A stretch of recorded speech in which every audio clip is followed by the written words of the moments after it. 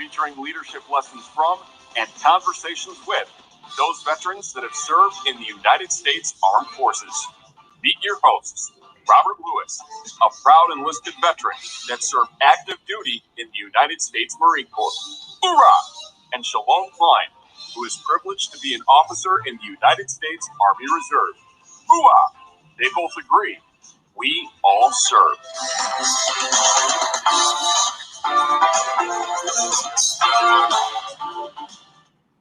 Well, hello, and welcome to yet another episode of the We All Serve podcast. I am the Army guy, Shalom Klein, and I'm thrilled to be joined yet again by my brother, my friend, Robert Lewis. He's the Marine. Don't hold it against him. And we are back for the 10th episode of We All Serve, a fantastic guest in store and a fantastic lineup in the upcoming weeks. But let's get started over here. So, Robert, it's been another jam-packed, action-filled week. How have you been? Oh, brother, I've been very well. And as you just told our audience, I am Robert Lewis, the Marine, and happy to be here. And any of my Marine buddies out there listening, please don't hold the Army against Shalom. He's truly a nice guy. Just made that one bad choice.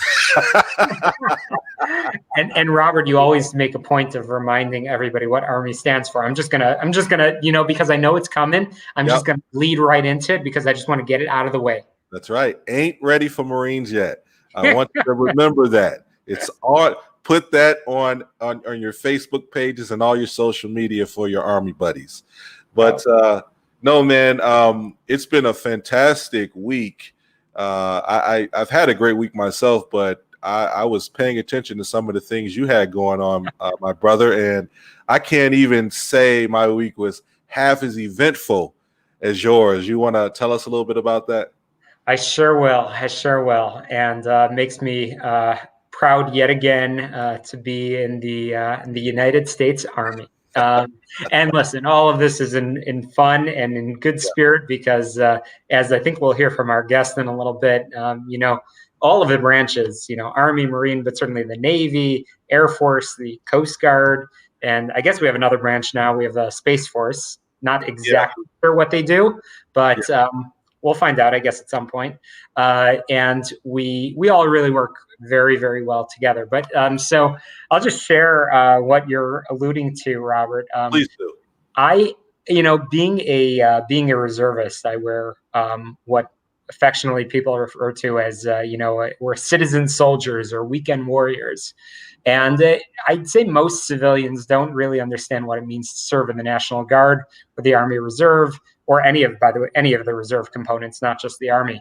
And it really is leading a dual life. I've said a couple of times this week to people that have asked me, really, when you serve, whatever uniform you put on, your goal is to always be exceptional at everything that you do. Your goal is to always be top-notch, not just to do it as a part-time job, but you are setting an example both in your military life, but also when you are in your civilian life as well.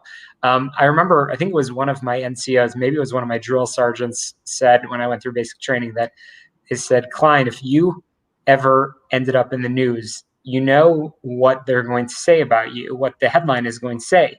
And he was absolutely right. Always going to refer, no matter what the story is, always going to refer to your military service. And that's really important. So the reason I say all that is I wear a interesting dual life, busy as a civilian, and of course, busy as a military service member.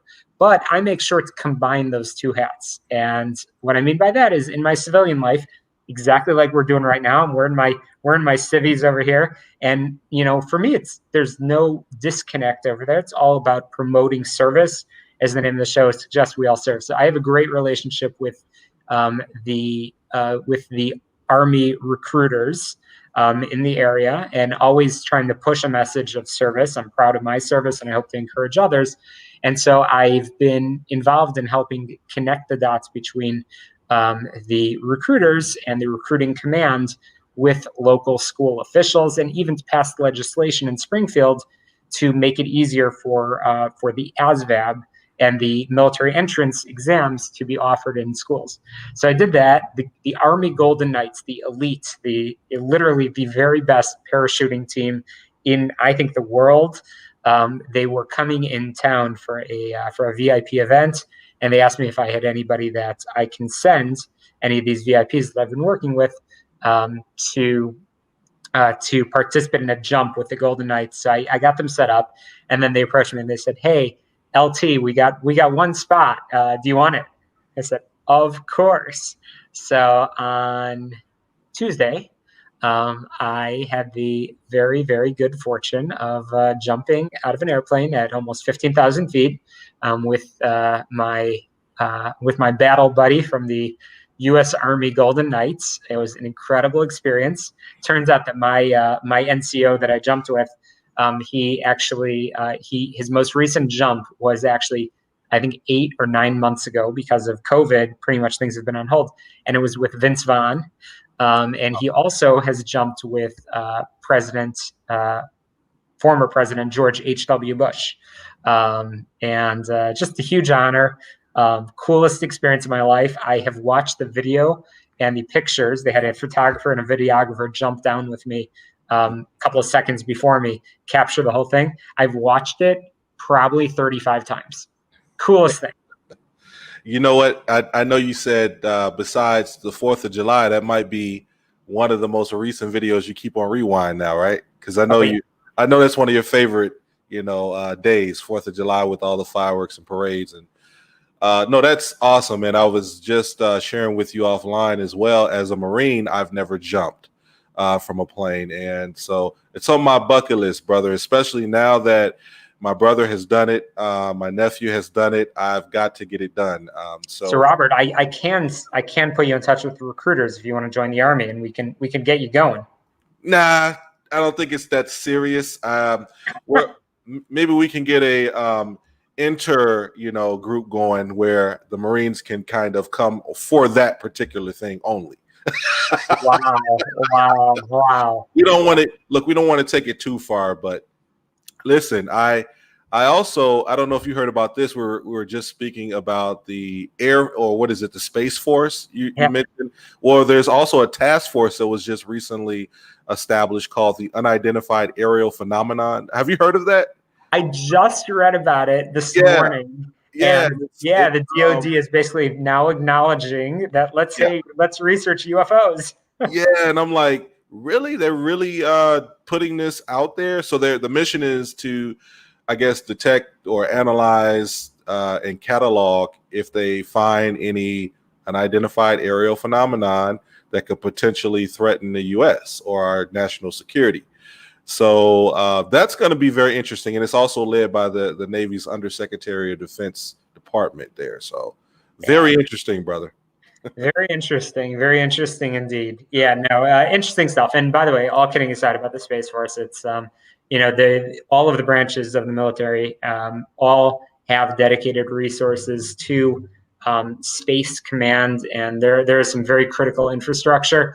And it is a controversial topic just regarding how it has been formed.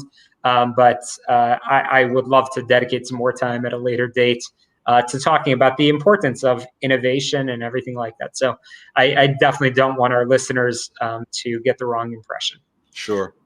So by the way, that's a great, speaking of listeners, as I always love to do is plug to click that subscribe button wherever you are watching or listening to this to make sure you don't miss another episode of We All Serve.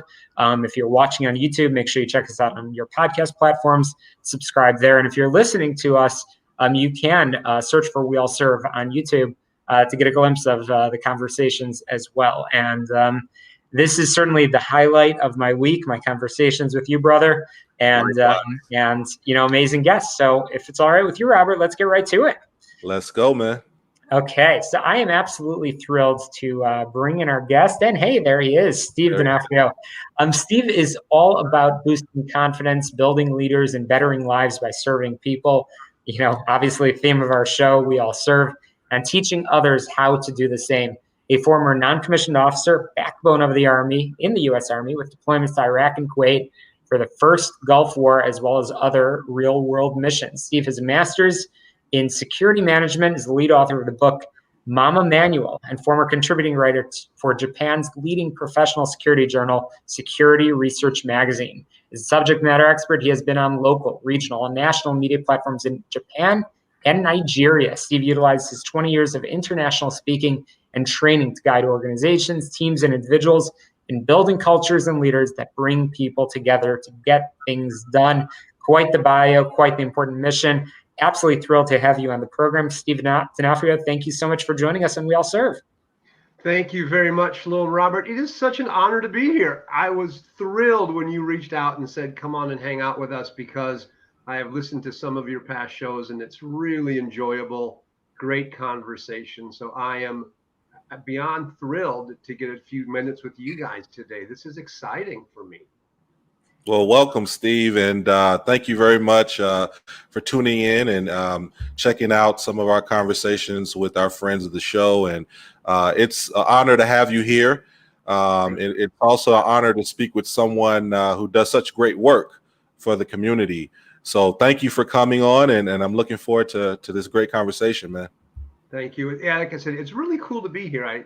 I was listening in and kind of laughing at some of the stories you guys tell. Robert, maybe we do need to get you in the airplane, jump out. I will come with you because I have yet to do it myself. Let's do it. I'm a mech infantry guy, so let me know when you do it. This is a one-time thing, but I'll join you. Oh yeah, it sounds like a date. You know what, Steve, I'm going to be there, and because I already did the jump, I'm going to stay on the ground because I want to snap the picture of Robert's face, and more importantly, where Robert's hands are. He's going to be holding your hand the whole time because Marines need us soldiers. Well, I'll probably be holding your hand because, you know, we're the first to go in and you guys be on our back all the time, man. I told you, get off our backs. I was thinking the same thing. I'll be hiding behind Robert because that's kind of like the plan. There you go. There you go. Robert, I go will get be him. entertaining for sure. So I'm looking forward to the entertainment of this. So let I me like know you already, Steve. I love you already, man. So Steve, tell us, I mean, I just did a quick bio of yours, which really is quite impressive. Your experience professionally, and, you know, talked a little bit about your time as an NCO in the Army. But Steve, we love to get to know the person that sort of led to those experiences. Steve, tell us a little bit about yourself. Well, as mentioned, I just spent 4 years U.S. Army. I was during the first Gulf War, 89 to 93. And then after that, I spent actually 11 to 12 years in youth work. I worked for an organization called Young Life and served military families with the Military Community Youth Ministries program, that part of Young Life that works with teenagers of family soldiers. Down in Fort Hood, was an area director there. In 2000, we moved with Young Life to Japan.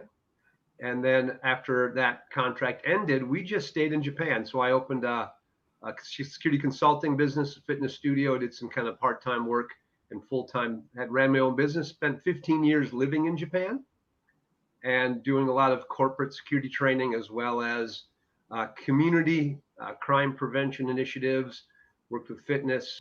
You mentioned my book. So we really worked with families. We kind of helped moms become the chief security officer of the home, so to speak, and started kids programs, anti-abduction programs, and really then began to also help corporations work internationally, work on especially safety internationally, but really just working on developing leadership and strong cultures. So that's kind of how that all blended together over the last 15, 20 years of my life. Wow.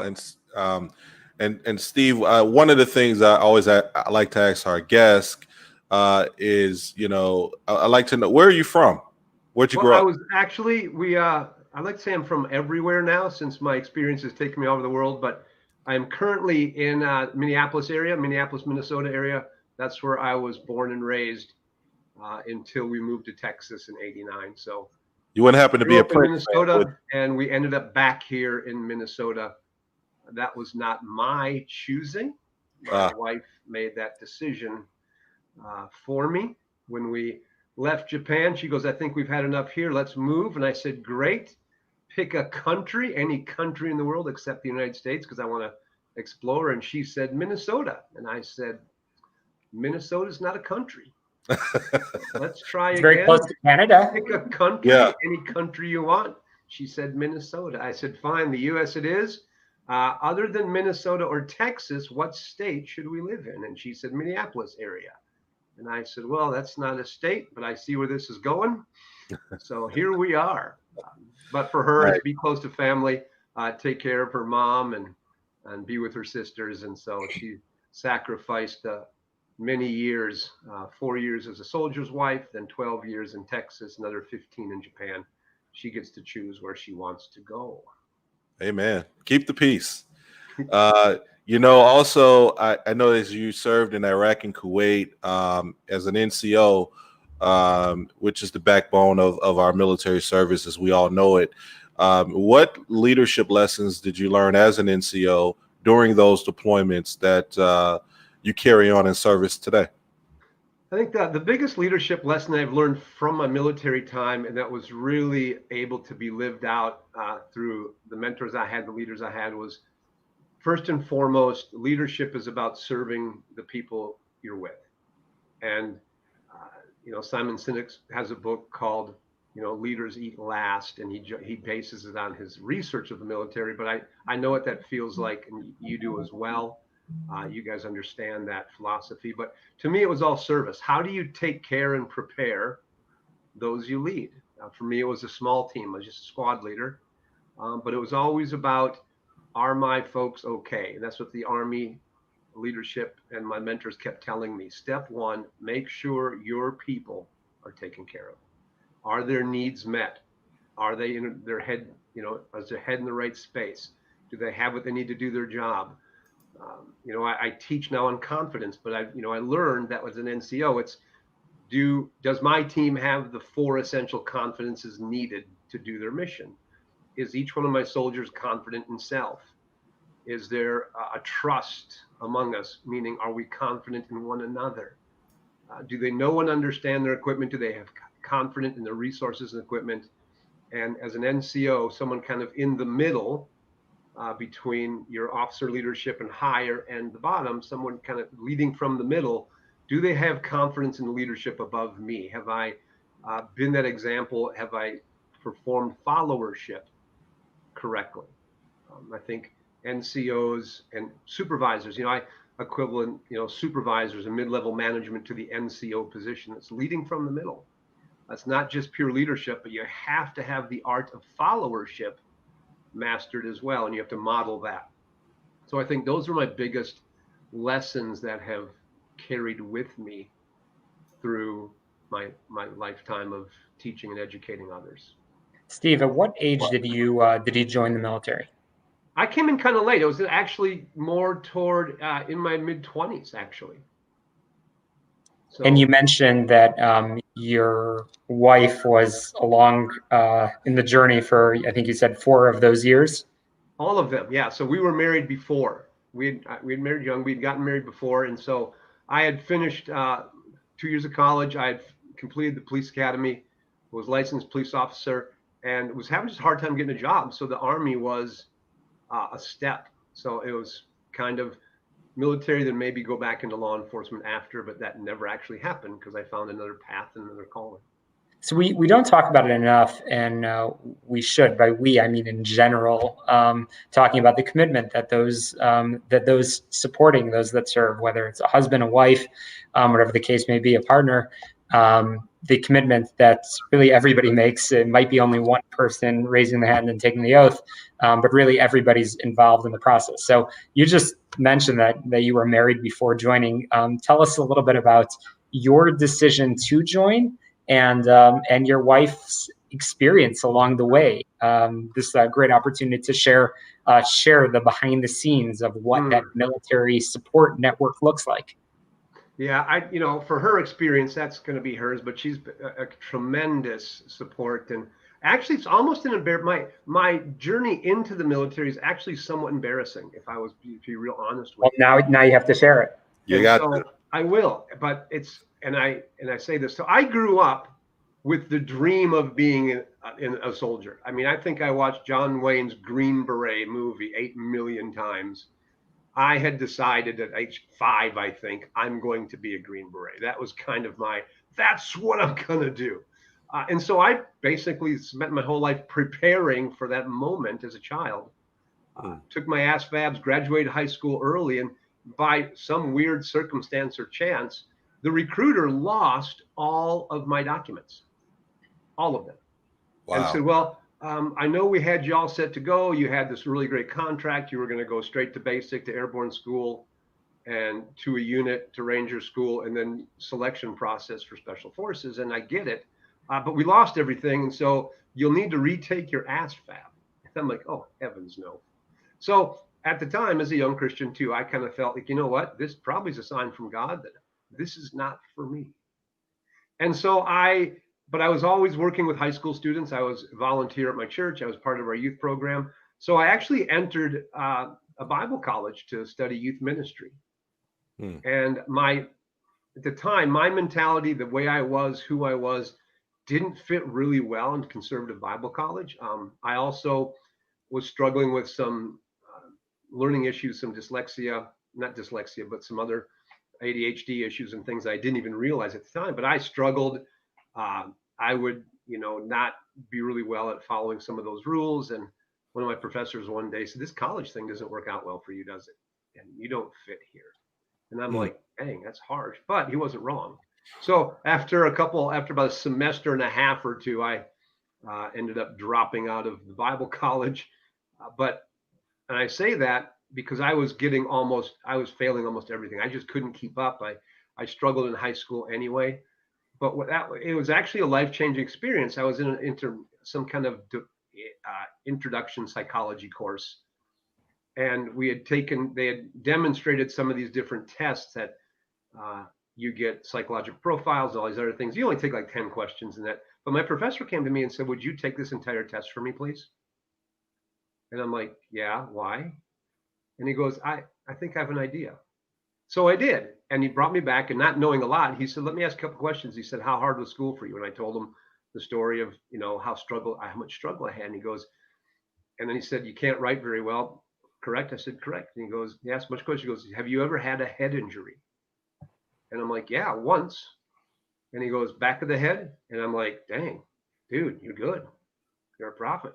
And I said, how would you guess that? And he says, let me guess. You felt something hit back of your head really hard. And I said, yeah. He goes, what probably happened because you were really, really young at the time is your brain bounced and you damaged the front part of your frontal cortex, which is fine motor skills, memory, and some other things. This is why you struggle, and your ADHD isn't helping you. He says, I know you're leaving our school, but let me tell you something. I'm going to teach you how to study for who you are. And that way, understand you're not dumb. You're not slow. You're not behind. You just need to adjust to what you are. And that moment was life-changing because he showed me a technique to help me with my, my one head injury. It's really, really small. It's not a big deal, but it was hindering me because I didn't know how to compensate.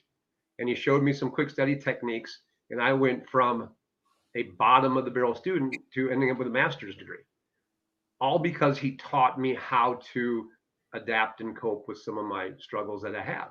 And so it was life-changing for me. So after that happened, I, did law enforcement. I told you I got my job, but I still was, in the process of, as a Christian leader, I wanted to serve somehow in ministry. I thought that was exciting for me as well. And that was my passion. And my wife and I were at a missions program because I loved missionaries. I love the idea of maybe traveling the world and serving in overseas missions.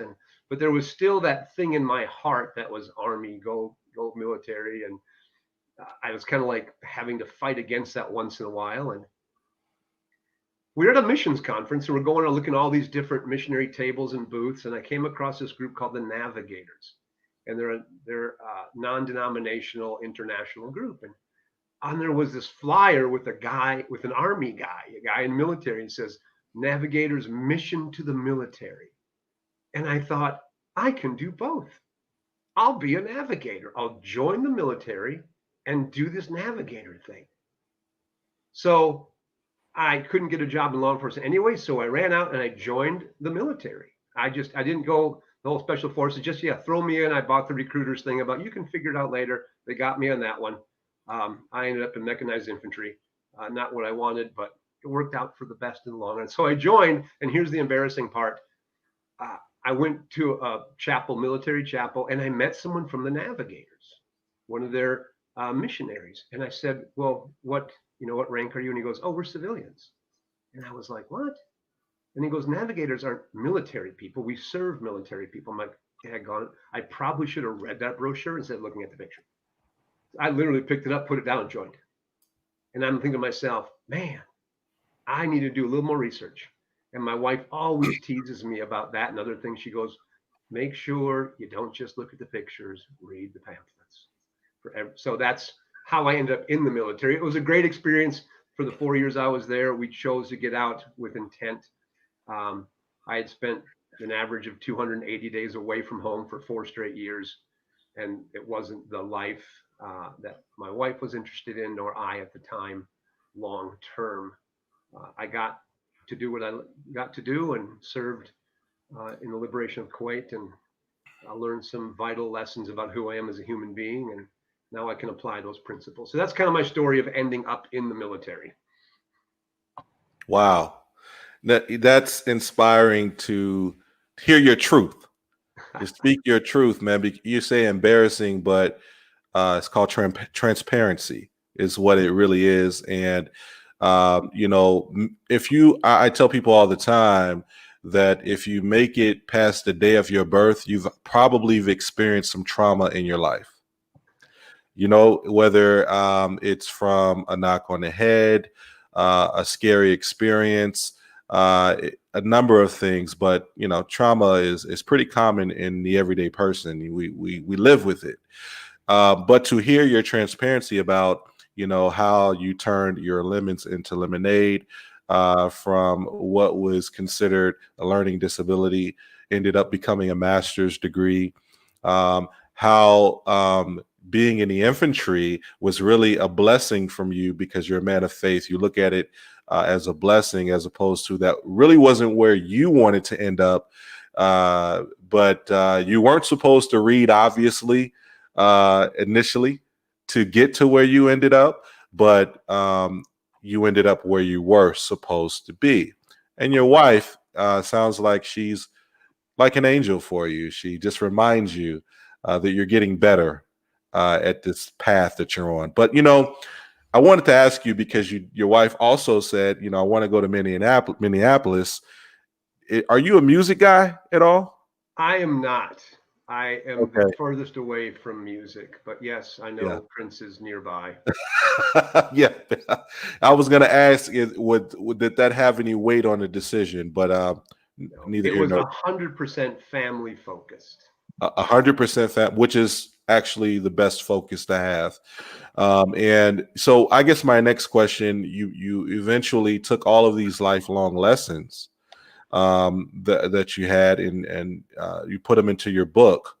I'm sure to help not only folks who have a similar path like you, but youth that will come behind you, and certain things that will happen in their life that they may not understand at the time. But who would you count currently, Steve, as a role model in your life? And well, again, a funny story, because it's changed for me recently. And I'll give you a quick backstory. As a speaker and someone who does motivational leadership speaking, and one of the things I speak on is diversity and inclusion, is the fancy buzzword, but I call it harmony, and working with people who look, think, and believe different than you. And that's my passion. And because I've lived in Japan, I've actually worked and had relationships with people from over 30 different countries.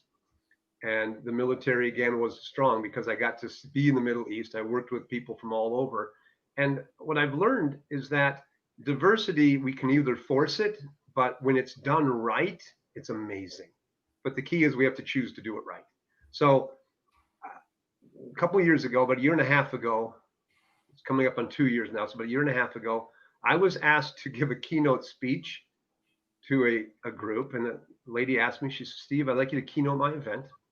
And I said, I'd love to. I said, what's, tell me a little bit about it. She goes, well, I love your rule of harmony talk, and the rule is so powerful in bringing people together. I want you to give that talk to my event. And I said, great, what's the event? She goes, well, it's called the Celebration of Sisterhood, and it's a mother-daughter African-American Black History event. And I froze, and I looked at her and I said, look at this. Do you see? I'm a white guy. And you want the white guy to go into a room full of nothing but African-American women and their daughters and teach them about Black history? That's the plan? She goes, yeah, it will be great. And I said, sure it will. She goes, but I'm not going to tell anybody you're coming. We'll surprise them. And Nice. but it ended up being the most powerful talk I've given, which goes back to my new role model, is Madam C.J. Walker, Sarah Beadlove. In my research, I discovered she was the first woman self-made millionaire in America. And she became a role model to me because, look, she was a daughter of a slave, former freed slave, had some problems, found a solution, overcame it, built a business, inspired others, built factories, created an entire sales team. And that to me, and the coolest thing was, and the saddest thing was, why didn't I know about her in school? Why did I have to learn about only Henry Ford, Thomas Edison? Why was I never taught about Sarah Beadlove? And it made me so mad. But looking at her story now, is everyone perfect? No, but the inspiration to me was amazing. And so she became actually one of my role models of, I have a problem and I'm going to solve it and you're not going to stop me. And there's absolutely nothing that's going to get in my way. That to me is hardcore. And so she became a really big role model for me. Because when I think of adversity and hard times, I just look and go, well, in comparison, this is easy street. In the comparisons with the struggles she must have faced in her lifetime. So that is my newer role model. As I discover more and more people and learn more and more things, my role model list builds, but she is one that's on the very top of my list currently. Well, I will say this to you, Steve, that our struggles and challenges are unique to our own individual growth.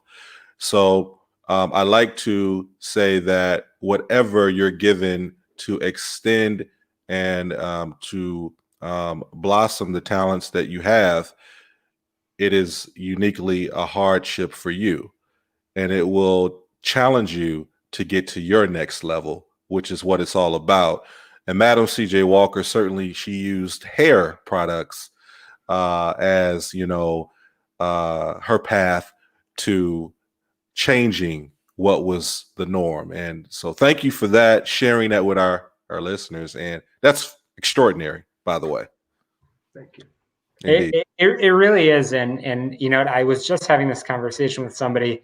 It's a great point that you're making about how education has not evolved.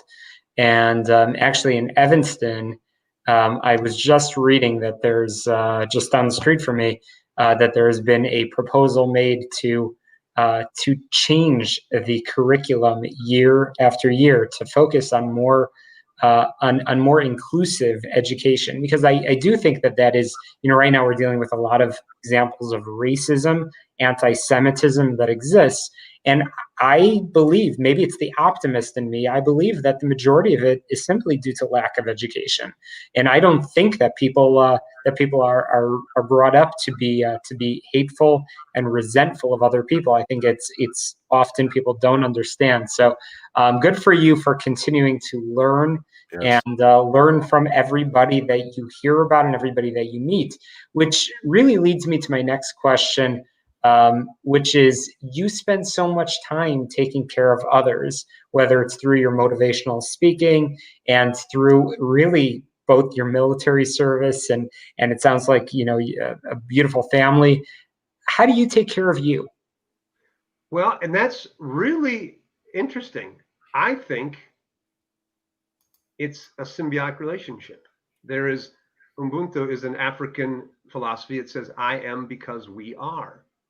And what I have found that by taking care of others, I get my own needs fulfilled. it's kind of a result of, and again, military, I have to take care of myself first because I can't take care of my soldiers until I'm ready to go. So I actually am focused on, are you ready? Are you set? Do you have your stuff ready to go? When I'm ready, now I get my soldiers ready. So teaching, I can't teach until I am good. I can't teach you something I don't know. So when I study for the top of teaching. So to me, I can't take care of anybody until I'm taking care of myself first, and or part of it. But at the same time, as I take care of, as I serve others, it seems to flow back into me, and it's a mutual give and take thing naturally. I am fulfilled and I am lifted up and I am encouraged and inspired when I see others around me growing and being lifted up. So as my young soldiers would grow and they would be inspired or encouraged, and I'd see them, that would inspire me and encourage me to go to my next level as they went to theirs and being part of that. So I think it's all combined together. I don't view them as a separate thing, block A, block B. I really think that because one happens, the other happens automatically, if that makes any sense. It does. No, and just to piggyback off what you shared with the audience, if you want to know more about Madam C.J. Walker, I think a good visual documentary type of series called Self-Made is on Netflix. It kind of tells the story of Madam C.J. Walker. Of course, as much as they can in a series, but I think it's pretty good to watch to get an idea of her struggles and her triumphs. But just who she was. Yes, exactly. So I asked this to another one of our guests, inspirational person. And I think transparency has a lot to do with how you can inspire other people because they begin to see themselves in your story. You know, when you share what you've been through, it kind of opens people up to listen to you and then see the path that you were able to follow to do the things you're able to do. So if you were talking to a 17-year-old Robert, you know, this is before I joined the Marine Corps, you know, the best decision you can make. What advice would you give to a 17-year-old Robert who's considering military service, but not quite sure if I want to do it? Oh, 17-year-old Robert. Yep. Look at the Air Force. Okay. What I would actually say is this, in all seriousness, is why do you want to go in the military? What's your passion about going to? If you're going to go in the military because you're running away from something, you're going to be miserable for the next how many years you're in. Wow. However, if your desire is to serve, to grow, then you need to pick the branch that will benefit you the most when you're done. If you see yourself in a technical career or something else, and you might want to look at the Navy or the Air Force, but what you really need to do is investigate each of them thoroughly, spend time with recruiters, people who are in it, really weigh out for yourself what culture, what kind of thing fits you and who you are, and then make that decision and then do everything you can to be the highest level you can in the amount of time you're there. But take the time to investigate all branches and listen with an open mind. Don't just buy the recruiter stuff, but talk to people, do some research, and also think 5-6 years from now, what will I get out of it that will benefit me in my future life? And that's, I think, the best advice I would have for a 17-year-old thinking of the military. And please never join the military because you're tired of people telling you what to do. You will be absolutely miserable. Yeah, I can tell you as an officer, you guys are both NCOs. I can tell you as an officer that holds true for us too, 100%. Yeah. No, and I did notice, Steve, that you go ahead, Robert. No, go. I was going to say I'm laughing because it's funny. I've heard so many folks that did join the military. Their initial reasoning was, "Man, I'm tired of my mom and them telling me what to do." And you know, when they're especially 17, 18 years old, I'm tired of folks telling me how to live my life. Well, guess what? No, go ahead, brother. Yeah, so Steve, I will note the irony that our branches, our collective branches, were not mentioned in your response, Army and Marine Corps. But Yeah.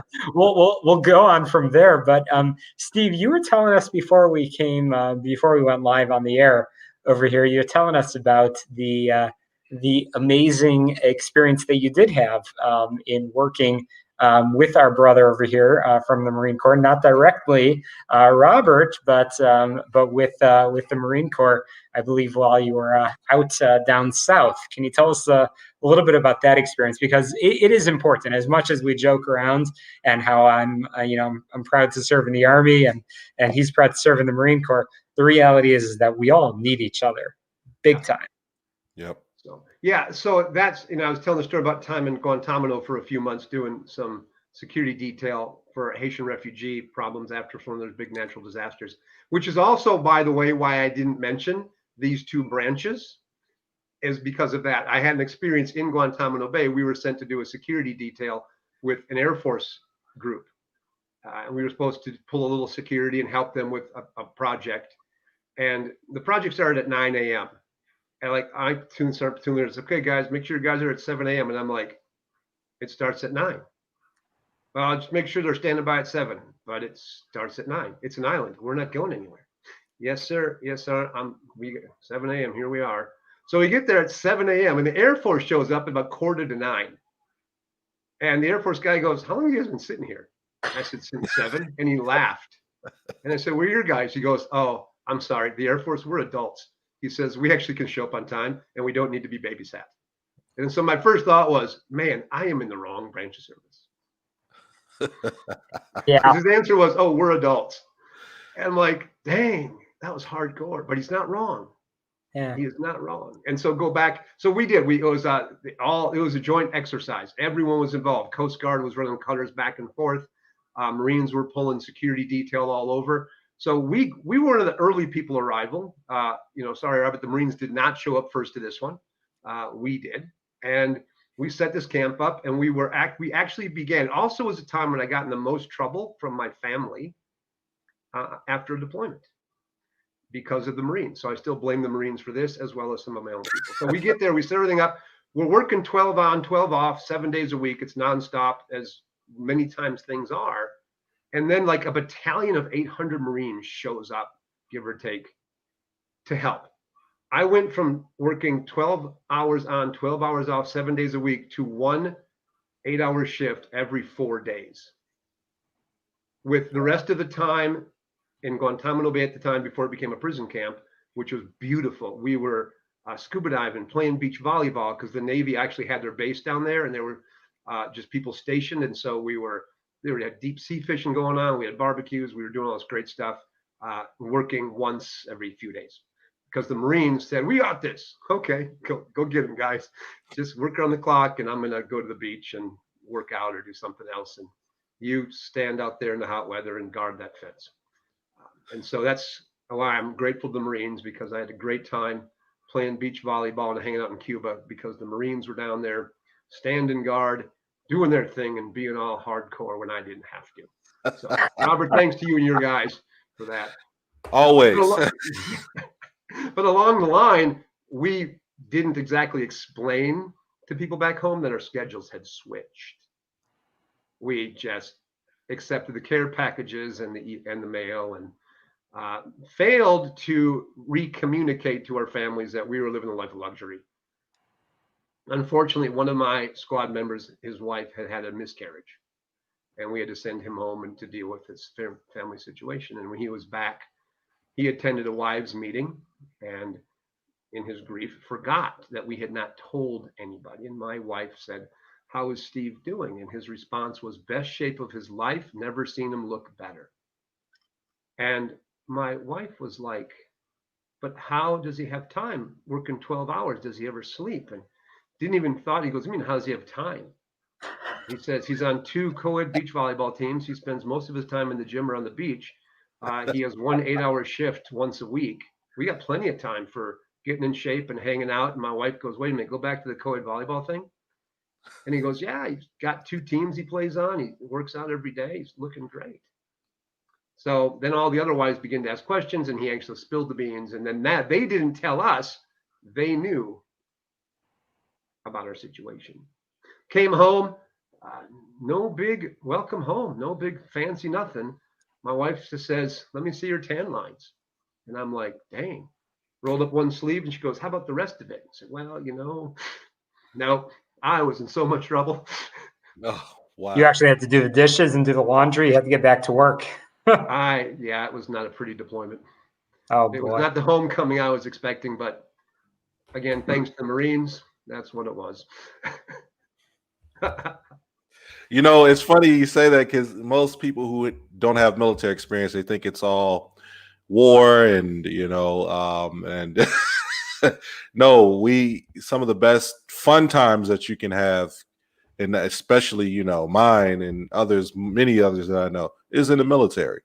Your lifelong friends are there because you share so many moments, not just traumatic moments, but those co-ed volleyball teams. Yeah. Sitting in the desert of Saudi Arabia playing baseball with shovels and out there. Moments you don't forget. No, you don't. No, you don't. So, Steve, I have to ask, what's next and next and next? What's coming up for you?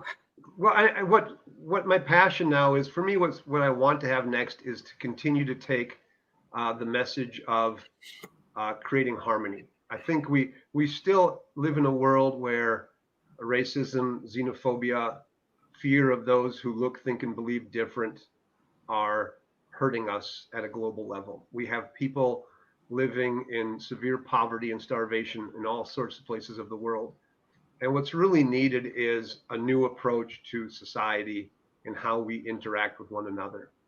And I believe that once we learn at the core, we are more alike than different. I've heard people say things like, but our experiences make us different, but that's true. But at the very, very core, from my time of working, whether it's online or in person with people from many different countries, what I've learned was this: the things that give humans joy, give all humans joy. The things that break our hearts, break all of our hearts. A father, a mother who sees her child excel and grow and celebrates, we all smile. And when we lose somebody close to us, we all mourn. It doesn't matter what country you're from, what skin color you have, how old you are, what culture you have, what you believe in. That is the essence of harmony. And we come together, and harmony in its root form, from the Greek word harmonia, simply means a coming together in agreement. It doesn't mean to change and be like somebody else. The composer doesn't say, well, a high note, high note, you're up here, and I have to make you a low note to fit you in my. No, high note, I found the perfect place for you, and low note, I found the perfect place for you. And because you're in these perfect places, you now come together in agreement to create that beautiful music. And we as people have the opportunity. We don't have to change to be like somebody else, but we have to see as the uniqueness and the specialness of all humans, and then find that place. When we focus on what's the same, just like if you have tunnel vision, if you say we have tunnel vision, the things around the outside of tunnel vision get blurry, right? Well, if you have tunnel vision on what we are the same and where we are unique as far as the commonality and humanness, if we find that and we focus on that commonality, you know what? All those differences begin to blur away. And pretty soon those blurs become zero, and we get tunnel vision on what makes each individual special, regardless of all the other garbage that goes out there. So that to me is a passion. My big dream is to take this message to 10 countries in the next 36 months, talk to college students, young leaders, and companies, and see if I can start bringing the world together through what I call the rule of harmony. And maybe we can solve one or two problems before I'm done with this place. Wow, the rule of harmony. Everyone, please go out if you haven't already and pick up Steve's book of the Mama Manual. And Steve, this has been fantastic, man. You kind of took me back to my time in the service, good, and some of the times in boot camp that I was just like, what have I gotten myself into? This is fantastic, man, and we can't thank you enough for joining us for our chat today, man. Well, thank you. Well, one thing to do, I want to say this, though, that my book, the Mama Manual, is actually only in Japanese. Oh, wow. Because that's where it was published. It's all for moms about raising safe-minded families. It's still in the process of maybe being put into English, but right now it's a Japanese. There's just a Japanese version. So if you read Japanese, pick it up. If you don't, sorry. But if you really want, moms are out there listening, they want to raise safe-minded families. I get enough pressure, I'll turn it into English. There we go. Put the pressure on. Nice. Put the pressure on. Steve, thank you. Thank you for joining us. Thank you for your continued service. And I mean that, as we say on the show, it's we all serve. And you certainly have continued to serve by continuing to serve others. And we encourage everybody out there to take a moment this week, find something to pay it forward, do something positive. Givers gain, as I always say. And you'll find amazing rewards in return. But Steve, before we head out, can you share? Mama Manual is only in Japanese, but I know you got a great website and great LinkedIn where people can get a hold of you. Can you share some of that contact info? Yeah, so I mean, you can find me at Steve Donofrio on LinkedIn. I think it's Steve Donofrio Speaker is the official thing, but just look up my name, you'll find me. BoostConfidenceNow.com. Boost Confidence Now, all one word, is the website, and my contact is on there as well. If you've got a group of folks you want to motivate, leadership, corporations, especially universities and associations that work with youth, I would love to talk about maybe coming out and speaking, or we do it virtually. We've got the current COVID situation, so I do virtual sessions as well. And if the events are hitting 2021, I'd love to come travel the world and say hi. I want to say thank you to you guys. What you're doing is amazing because you are bringing the concept of service. Everyone says the words, thank you for your service, but I love what you are doing because you are putting teeth to the word service and showing not only how veterans have served and current military folks can, but then practical applications for the rest of the non-military people to apply those principles of military service to their everyday lives. So I want to say thankful to you two for this platform because you're really encouraging everyone else to somehow get involved right where they're at and serve those around them. So I appreciate what you do and wish you the continued luck. I know this is your 10th show. I look forward to seeing the 1000th show. That's right. I'll be getting old. This guy's going to look the same, but hey, whatever. Indeed. Steve, thank you. Thank you for that.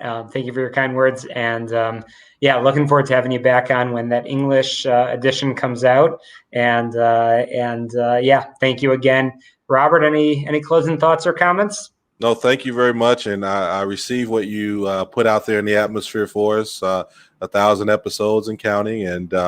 And thank you for all that you're doing to motivate and really help transform our youth into what they will eventually be future leaders.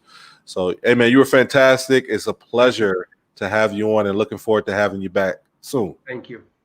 Indeed. All right. Thank you both. Looking forward to the next episode, a very, very special episode of We All Serve. Make sure you like us on Facebook, follow us on Twitter. Some exciting announcements coming out in the coming days. But once again, we all serve. We all serve.